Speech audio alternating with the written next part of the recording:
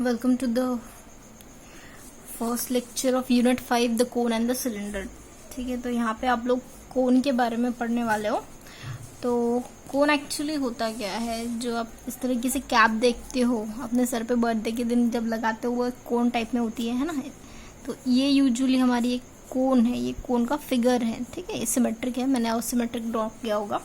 तो कोन में main point क्या होता है कि यहाँ पे दो चीजें इंपॉर्टेंट होती है। जैसे यहाँ पे एक फिक्स्ड पॉइंट होता है वर्टेक्स, जिससे ये एक फिक्स पॉइंट से दो रेज जो है, दो लाइंस जो है वो एक दूसरे से कनेक्ट होती है, और वहाँ पे एक ग्लाइडिंग कर्व होता है।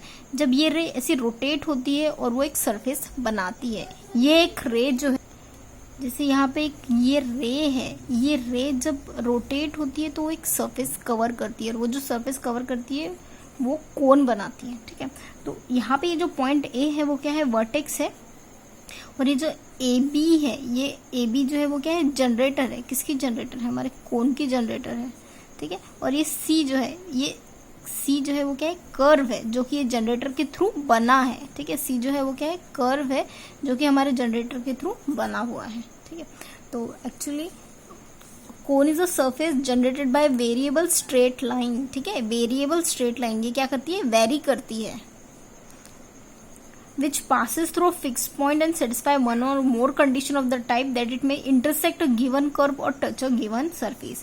ये जो है कोन वो क्या करती है, इंटरसेक्ट करती है एक कर्व पे या फिर टच करती है उस सरफेस पे। ठीक है, the fix point through is called the vertex, the given curve, the gliding curve and the variable line in the generator off the कोन। ठीक है, ये जो फिक्स पॉइंट है वो वर्टेक्स कहलाता है। ग्लाइडिंग कर्व जो है वो सी है यहाँ पे, और ए बी जो है वो रे जनरेटर कहलाता है। ठीक है, तो ये जो आपने डेफिनेशन देखी है वो क्या देखी है, कोन का डेफिनेशन देखा है। तो अब इस कोन के डेफिनेशन से हम आगे बढ़ते हैं। तो यहाँ पे तीन चीजें इंपॉर्टेंट है, वर्टेक्स, जनरेटर और gliding curve. The equation of the cone whose vertex is the point alpha beta gamma, यानी अगर ए का पॉइंट अल्फा बीटा गामा दिया हुआ हो and whose gliding curve is a conic in the x y plane. देखिए ये जो curve बनता है ना, ये 2 डायमेंशन में बनता है। ये कर्व ये एक्स वाई प्लेन में बना हुआ है। सपोज ये कर्व जो है वो एक्स वाई प्लेन में बना हुआ है, और ये वर्टेक्स जो है वो at point alpha beta gamma में है। ठीक है, एंड हुज ग्लाइडिंग कर्व और conic in the x y plane is, देखिए अगर आपका ये कर्व एक्स वाई प्लेन में है और आपका वर्टेक्स ए जो है वो अल्फा बीटा गामा में है, तो इस कोन का इक्वेशन जो है वो कैसा बनेगा, A times alpha Z minus gamma X the whole square plus 2h alpha Z minus gamma X beta Z minus gamma Y plus B times beta Z minus Y gamma Y the whole square plus 2 times Z minus gamma. अब ये पूरा term जो है वो bracket में आ रहा है, G times alpha Z minus gamma X plus F time beta Z minus gamma Y plus C times Z minus gamma the whole square. तो ये आपको जस्ट रिमेम्बर, मतलब याद रखना तो है वैसे, क्योंकि आपको डेरिवेशन तो करना नहीं है, डेरिवेशन करना नहीं है। तो ये छोटा सा इक्वेशन जो है वो आपको जस्ट रिमेम्बर करना पड़ेगा कि एट पॉइंट अल्फा बीटा, अगर आपको गामा कोई पॉइंट दिया हो और एक्स वाई प्लेन दिया हो जिसमें आपका कर्व ड्रॉन है, तो उसका उस कोन का इक्वेशन जो है वो इस तरीके से होता है, ये आपको पता होना चाहिए। ठीक है, तो ये इक्वेशन आप थोड़ा सा देख लीजिए। वैसे इस इक्वेशन का ज़्यादा इम्पोर्टेंस आगे है तो नहीं, लेकिन फिर भी ये इक्वेशन आप देख लीजिएगा। ठीक है, नेक्स्ट है find the equation of cone whose vertex at the point 101। ठीक है, तो यानी आपको क्या दिया हुआ है कि आपके कोन का वर्टेक्स कहाँ पे 101 पे है, and whose gliding curve is z equal to 0। यानी ये क्या कह रहा है, z इक्वल टू 0, यानी आपका कर्व जो है वो क्या है, एक्स वाई प्लेन में है, एक्स वाई प्लेन में है, इसलिए वो z इक्वल टू 0 है। ठीक है, whose gliding curve is z is equal to 0 and x square plus y square is equal to 4। ठीक है, ये दो कंडीशंस आपको दी हुई है, पहले पॉइंट दी हुई है, इक्वेशन ऑफ कर्व दिया है और z इक्वल टू 0 ये इक्वेशन दिया हुआ है। ठीक है, तो सबसे पहले आप क्या करोगे, लाइन निकालोगे 101 पे। ये 101 से पास होने वाली लाइन जो है उसका इक्वेशन कैसा रहेगा, x minus 1 upon L, l जो है वो क्या है, डायरेक्शन रेशियो है, एल एम एन तीनों की तीनों जो है वो डायरेक्शन रेशियो है। तो y minus 0 by m, z minus 1 by n, यहाँ पे एल एम एन जो है वो क्या है, लाइन के डायरेक्शन रेशियो है। ठीक है, तो आपको यहाँ पे क्या दिया हुआ है, z इक्वल टू 0 दिया हुआ है, z इक्वल टू 0 दिया हुआ है। दैट मीन्स कि अगर आप इस इक्वेशन में z इक्वल टू 0 पुट करते हो तो यानी ये वैल्यू क्या होंगी, x माइनस 1/l y/m और -1/n। तो यानी इससे आप क्या कर पाओगे, इस इक्वेशन से आप क्या कर पाओगे, अगर आपने ये दो कॉम्बिनेशन लिया तो आप x का वैल्यू निकाल पाओगे।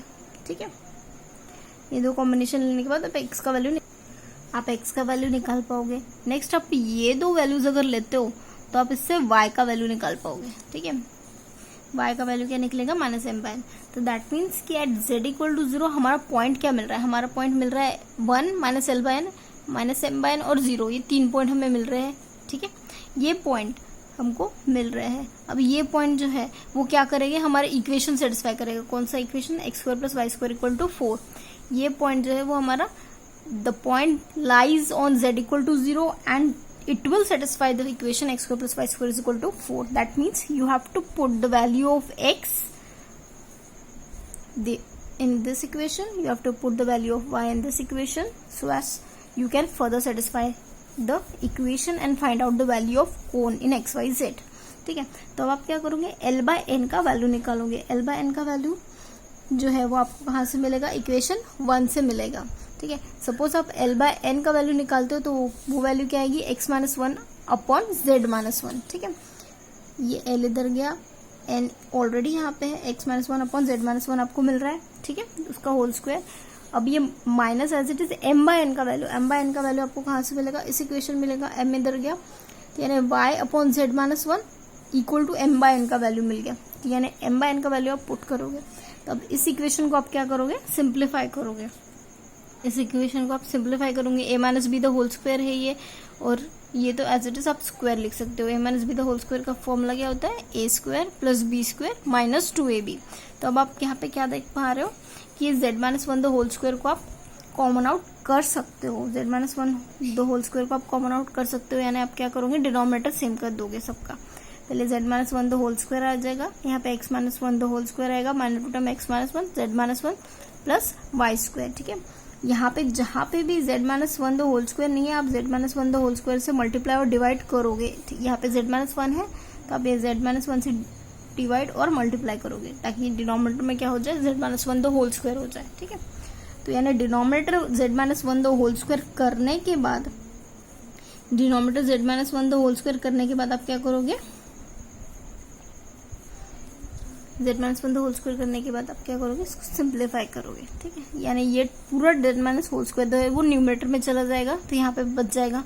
ठीक है, अब इन ये दो कोएफिशिएंट इक्वल है तो यानी 3 टाइम्स हो जाएगी, ये 4 - 1 3 हो जाएगा, ये एज इट इज। और ये दो इक्वेशन को आप सिंप्लीफाई करो, यानी जो आपका इक्वेशन था उसको आप x - 1 द होल स्क्वायर को आप एक्सपांड करोगे, इस इक्वेशन को एक्सपांड करोगे, ये भी एज इट इज लिखोगे, इक्वेशन को एक्सपांड करोगे, सब LHS में लेके जाओगे। LHS में ले जाने के बाद आप पूरे इक्वेशन को ना स्टैंडर्ड फॉर्म में लिखोगे, x² y² z², xz z, पहले डबल टर्म्स लिखना, फिर सिंगल टर्म्स, फिर कांस्टेंट टर्म्स। यानी ये जो इक्वेशन आएगा वो क्या आएगा, आपका रिक्वायर्ड इक्वेशन ऑफ कोन। तो इस तरीके से आपको गिवन कंडीशन की हेल्प से जो है वो कोन का इक्वेशन ऑब्टेन्ड करना है। ठीक है, नेक्स्ट प्रॉब्लम है, the section of a cone whose vertex is P and a gliding curve is the ellipse.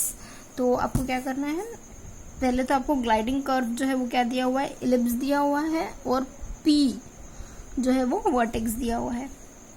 ये दो कंडीशंस आपको दिए हुए हैं। और क्या दिया हुआ है, by the plane x = 0 is a rectangular hyperbola.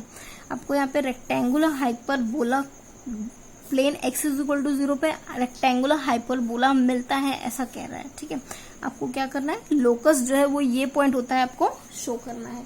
इस इक्वेशन का जो लोकस है वो ये पॉइंट होता है, ये इक्वेशन होता है, आपको शो करना है। ठीक है, तो रेक्टेंगुलर हाइपरबोला का फायदा क्या है कि रेक्टेंगुलर हाइपरबोला जो है YZ प्लेन पे उसका इक्वेशन जो है वो coefficient of y² plus coefficient of z² is equal to 0 देता है। ये रेक्टेंगुलर हाइपरबोला जो है वो इस तरीके से होता है, जो कि कोएफिशिएंट ऑफ y² और z² जो है इक्वल टू 0 देता है।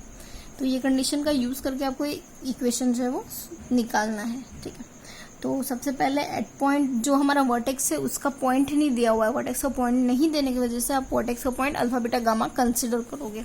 दैट मीन्स यहाँ पे क्या आएगा, x minus alpha by l, l जो है वो डायरेक्शन रेशियो रहेगा, y minus beta by m, z minus gamma by n. इस तरीके से आप लिखोगे अल्फा बीटा गामा के लिए ये लाइन का इक्वेशन। ठीक है, अब आपको z इक्वल टू 0 दिया हुआ है, z इक्वल टू 0 दिया हुआ है, तो यानी यहाँ से आप क्या करोगे, पहली तरह जैसे आपने पहले x का इक्वेशन निकाला था वैसे x का इक्वेशन निकालोगे, जैसे आपने पहले y का इक्वेशन निकाला था वैसे y का निकालोगे, और z इक्वल टू 0 यहाँ पे एज इट इज रहेगा। ठीक है, तो यानी ये जो इक्वेशन आपको, ये जो पॉइंट आपको मिला है, ये पॉइंट जो है वो कहाँ रहेगा, हमारे इलिप्स पे रहेगा। दैट मीन्स कि यहाँ पे क्या करोगे, x की जगह ये वैल्यू पुट करोगे, y की जगह ये वैल्यू पुट करोगे, तो इसको जो है वो आप सिंप्लीफाई करोगे। ठीक है, आप इसे कैसे सिंप्लीफाई करोगे, आप पहले तो a स्क्वायर बी स्क्वायर से मल्टीप्लाई कर दोगे पूरे इक्वेशन को, सो दैट जो डिनोमिनेटर में a स्क्वायर और b स्क्वायर है वो नहीं रहेगा और सारे वैल्यूज जो है वो आपको न्यूमरेटर में मिल जाएगी। अब ये वैल्यू न्यूमरेटर में मिलने के बाद आप क्या करोगे, यहाँ पे l बाय एन और m बाय एन जो है ये इनका वैल्यूज निकालोगे। l by n m by n का वैल्यू आप कहाँ से निकालोगे, आप इस इक्वेशन 1 से निकालोगे, है ना। l बाय एन जो है वो क्या रहेगा, z minus alpha upon z minus gamma, तो वही z minus alpha upon z minus gamma आपने लिखा, m बाय एन का वैल्यू इक्वेशन 1 से लिखा। ठीक है, अब यहाँ पे l बाय एन का वैल्यू आप पुट करोगे, m बाय एन का वैल्यू आप पुट करोगे।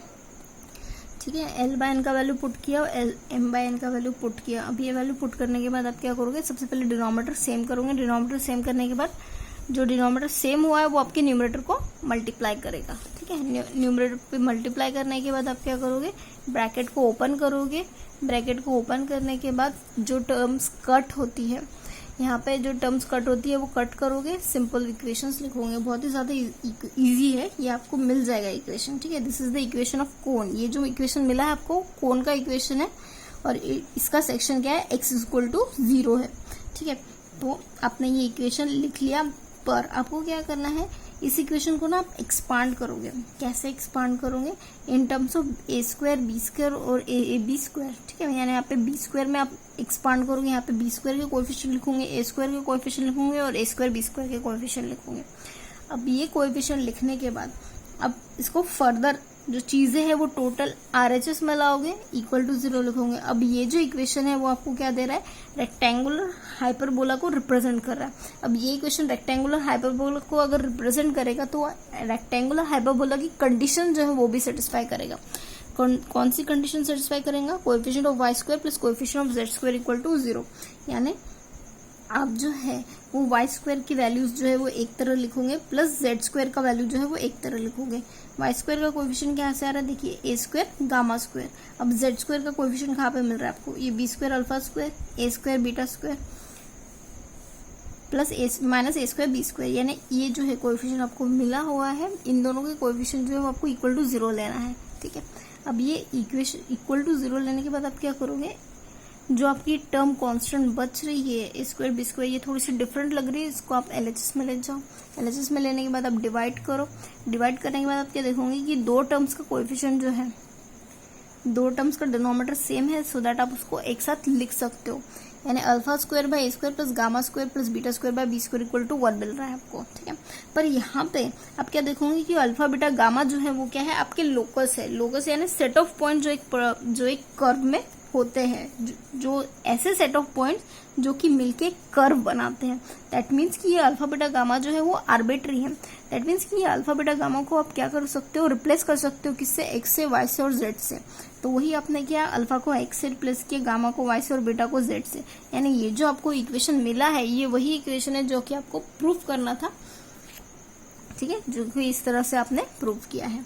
ठीक है, तो दैट मीन्स कि आपने क्या किया, पहले इक्वेशन ऑफ कोन निकाला, इक्वेशन ऑफ कोन निकालने के बाद आपने इसको थोड़ा सा रीअरेंज करके इसको इक्वेशन ऑब्टेन किया और इस इक्वेशन को रेक्टेंगुलर हाइपरबोला है माना, और रेक्टेंगुलर हाइपरबोला मानने के साथ साथ आपने क्या किया, उस पर रेक्टेंगुलर हाइपरबोला की कंडीशन अप्लाई की, सो दैट आपको जो आपका रिक्वायर्ड इक्वेशन है रेक्टेंगुलर हाइपरबोला का वो मिल सके। ठीक है, नेक्स्ट है find the equation of cone whose vertex is at the point 1 2 3 and gliding curve is a circle.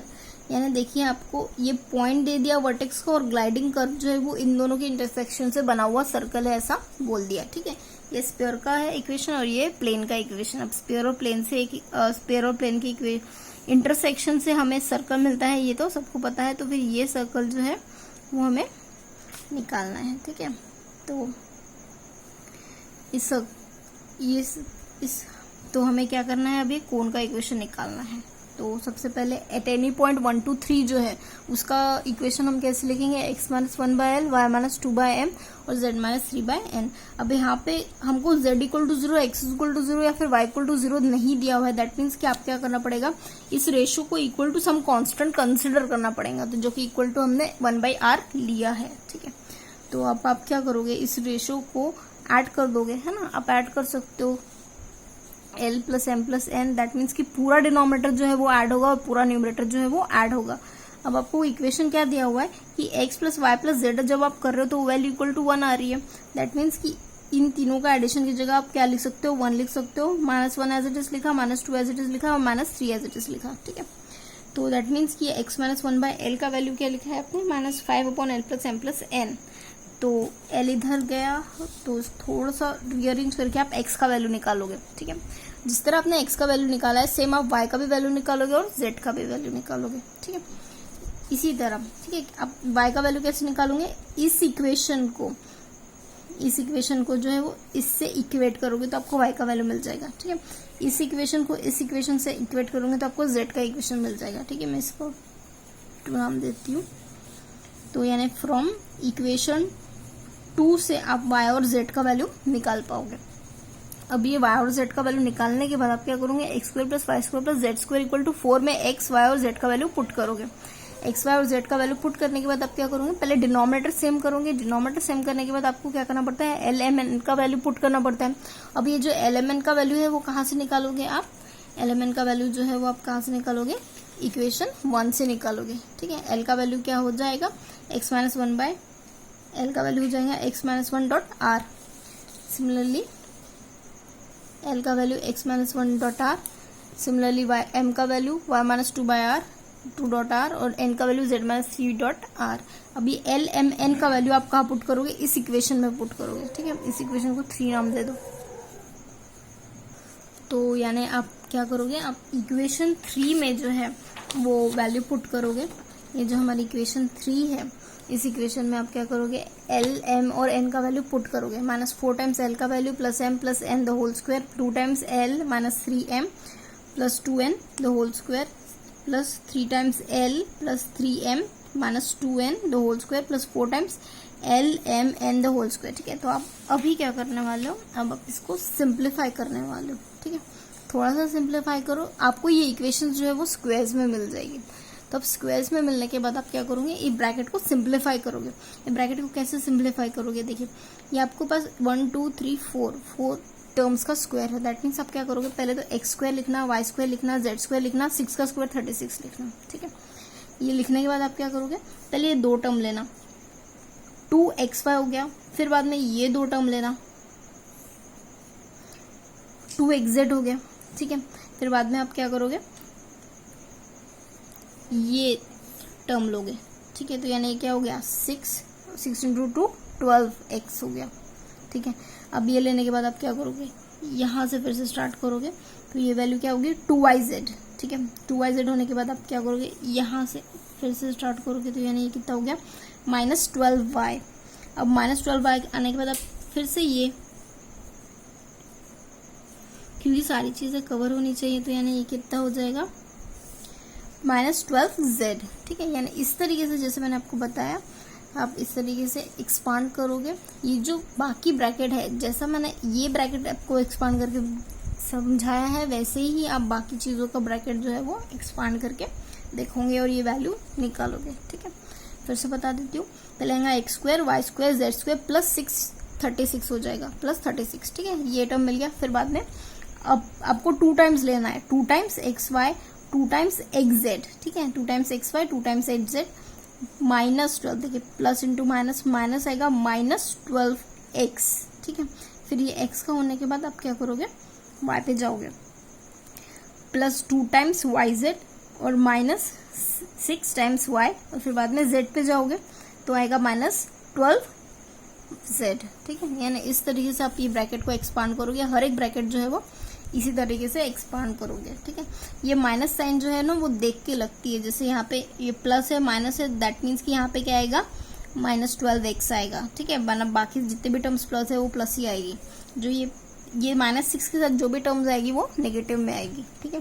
जैसे यहाँ पे हम देख रहे हैं -12y वो नेगेटिव आया, -12z जो है वो भी नेगेटिव आया, और -12x जो है वो नेगेटिव आया, ठीक है। प्लस माइनस माइनस होता है, ये बात ध्यान में रख के आप कीजिएगा। नेक्स्ट आप ये जो ब्रैकेट आपने सिंप्लीफाई किया है उसको थोड़ा सा रीअरेंज करके देखिएगा। रीअरेंज करके देखोगे तो आपको ये इक्वेशन मिलेगा, ठीक है। मैंने करके देखा है, टोटल ये इक्वेशंस वैल्यू आती है। तो ये इक्वेशन आने के बाद आप थोड़ा सा रीअरेंज करो, x² y² z² लिखो, xy यानी पहले टर्म जो है x से आती है तो xy लिखो, yz लिखो, ऑर्डर में जाना ABCD ऑर्डर में, ठीक है। xy आती है तो xy लिखो, yz आती है yz लिखो, फिर zx आती है zx लिखो, फिर x, y और z, फिर सिंगल टर्म्स लिखो और कांस्टेंट टर्म्स लिखो इक्वल टू 0। यानी ये जो इक्वेशन आपको मिला है फाइनली, ये क्या है आपका इक्वेशन ऑफ कोन, ठीक है। तो जो आपकी गिवन प्रॉब्लम की कंडीशन जो है वो सेटिस्फाई करता है, ठीक है। तो ठीक है, फिर मिलते हैं नेक्स्ट लेक्चर में, थोड़ा देखिए, बाय।